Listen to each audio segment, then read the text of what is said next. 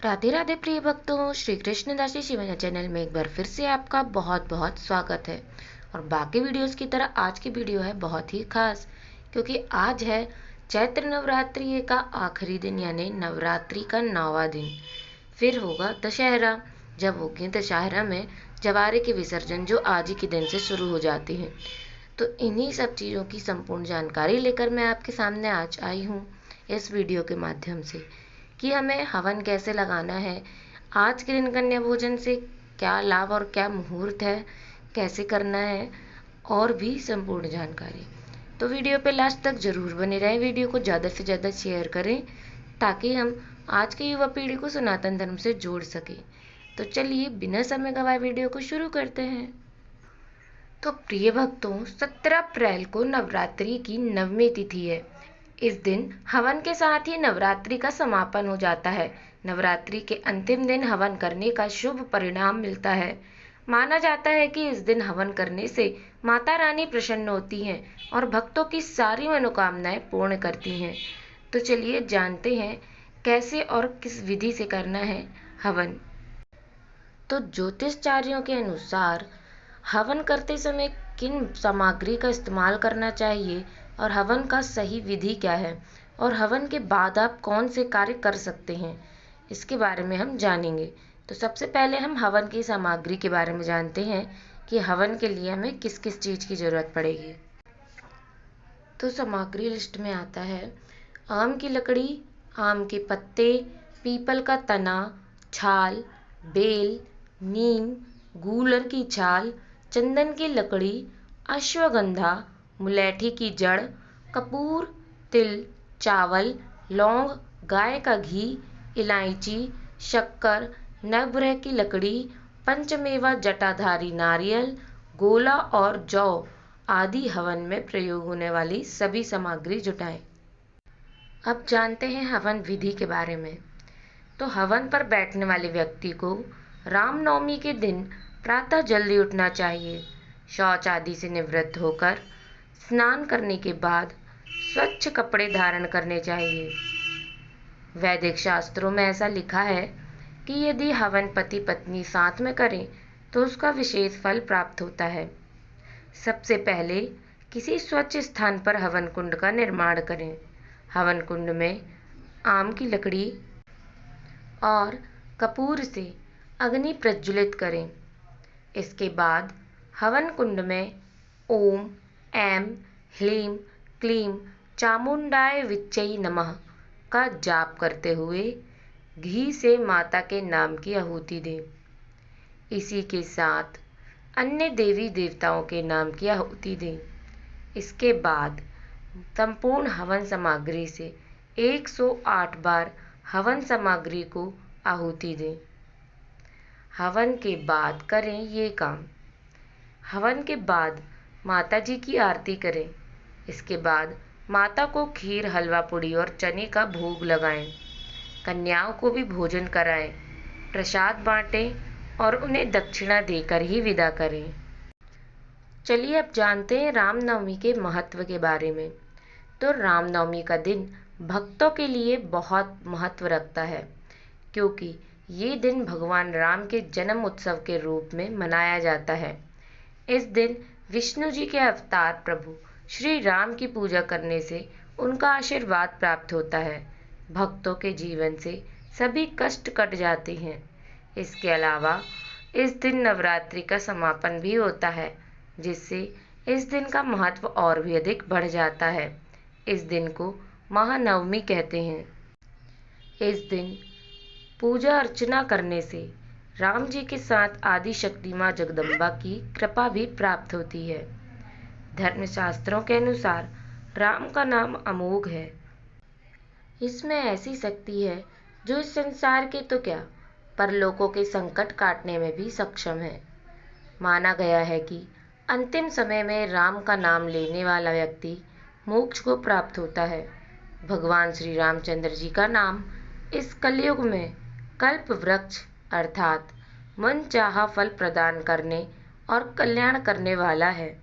अनादिकाल से महादेव जिस नाम का स्मरण करते हैं और जिस नाम की महिमा का बखान भगवती पार्वती से किया, जिनके सेवार्थ उन्होंने श्री हनुमत रूप में अवतार लिया। ऐसे प्रभु श्री राम का नाम लिखना, बोलना भवसागर से पार तो लगाता ही है, साथ ही मनुष्य को समस्त प्रकार के दैहिक, दैविक एवं भौतिक तापों से मुक्ति प्रदान करता है। तो चलिए अब हम जानते हैं कि नवमी तिथि की मुहूर्त क्या है। तो 17 अप्रैल चैत्र नवरात्रि की महानवमी है। बता दें कि नवरात्रि के 9वें दिन को महानवमी मनाई जाती है। इस दिन माँ सिद्धिदात्री की पूजा की जाती है। 16 अप्रैल यानी दोपहर के 1:23 से लेकर 17 अप्रैल दोपहर 3:14 तक नवरात्रि की महानवमी रहेगी। अब हमें इस मुहूर्त में कैसे कन्या पूजन करना है इसके बारे में जानते हैं। तो चलिए जानते हैं कि कन्या पूजन कैसे करना है। कन्या पूजन करने के लिए सबसे पहले 2 से 10 साल तक की कन्याओं को भोजन के लिए बुलाएं। उसके बाद कन्याओं के घर आने पर कन्या का पैर पानी से धोएं, फिर उन्हें आसन पर बिठाएं।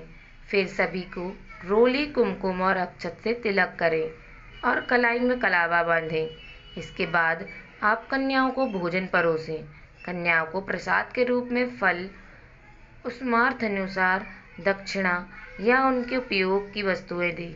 अंत में सभी कन्याओं के पैर छूकर उनका आशीर्वाद प्राप्त करें। सनातन धर्म के शास्त्रों में माँ सिद्धिदात्री की महिमा का वर्णन मिलता है। शिव पुराण में इस बात का उल्लेख है कि भगवान शिव ने सिद्धियां प्राप्त करने के लिए माँ सिद्धिदात्री की पूजा की थी। माँ के इस स्वरूप की पूजा करने से साधकों को शुभ कार्यों में सफलता प्राप्त होती है।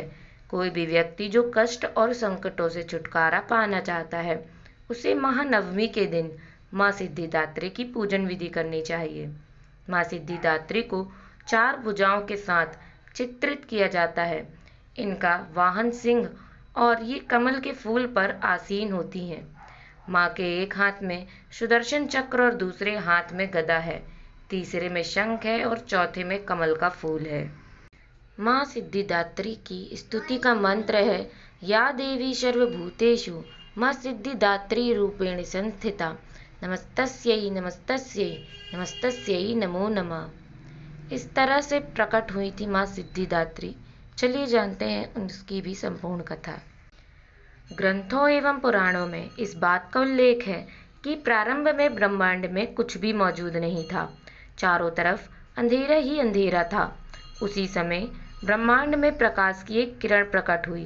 प्रकाश की यह पुंज तेजी से फैलने लगी, जिसके बाद इस पुंज से माँ सिद्धिदात्री प्रकट हुई। माँ ने ही अपनी ऊर्जा से त्रिमूर्ति ब्रह्मा, विष्णु और महेश को प्रकट किया और फिर माँ ने ही इन तीनों देवों को अपार शक्ति और सिद्धि प्रदान की। पुराण के अनुसार भगवान शिव ने इनकी कृपा से सिद्धियों को प्राप्त किया तथा इनके द्वारा भगवान शिव को अर्धनारीश्वर रूप प्राप्त हुआ।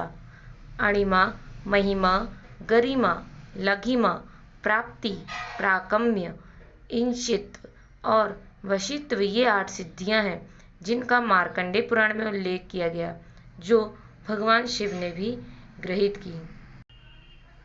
सिद्धियां हासिल करने के उद्देश्य से जो साधक भगवती सिद्धिदात्री की पूजा कर रहे हैं, उन्हें नवमी के दिन निर्वाण चक्र का भेदन करना चाहिए। दुर्गा पूजा में इस तिथि को विशेष हवन किया जाता है। हवन से पूर्व सभी देवी देवताओं की पूजा कर लेनी चाहिए। हवन करते वक्त सभी देवी देवताओं के नाम से हवन आहुति देनी चाहिए। बाद में माता के सभी रूपों के नाम की आहुति देनी चाहिए। दुर्गा सप्तशती के सभी श्लोक मंत्र रूप हैं, अतः सप्तशती के सभी श्लोक के साथ आहुति दी जा सकती है। देवी के बीज मंत्र ओम ऐं ह्रीं क्लीं चामुंडाय विच्चे नमः पर 108 बार आहुति देने से शंकर और ब्रह्मा जी की पूजा के पश्चात अंत में इनके नाम पर आरती कर माँ को प्रसन्न करें। हवन में जो भी प्रसाद चढ़ाया है उसे बांटें और हवन की अग्नि ठंडी पवित्र जल से विसर्जित कर दें, अथवा भक्तों में बांट दें। ये भस्म रोग, संताप एवं ग्रह बाधा से आपकी रक्षा करती है एवं मन से भय को दूर रखती है। आप इसे लाल कपड़े में बांधकर द्वार पर भी बांध सकते हैं। तो ये थी संपूर्ण जानकारी माँ के 9वें स्वरूप सिद्धिदात्री और रामनवमी के बारे में। ये वीडियो आपको कैसी लगी हमें ज़रूर बताएं कमेंट सेक्शन में। इस वीडियो को ज़्यादा से ज़्यादा शेयर करें। अगर आप चैनल पर नए हैं तो चैनल को सब्सक्राइब करें। पहले से सब्सक्राइबर हैं तो इस बात को अवॉइड करें। आज के लिए बस इतना ही। मिलते हैं हमारी नेक्स्ट वीडियो में नेक्स्ट टॉपिक के साथ। आज के लिए बस इतना ही। राधे राधे। जय श्री कृष्णा। जय माता दी।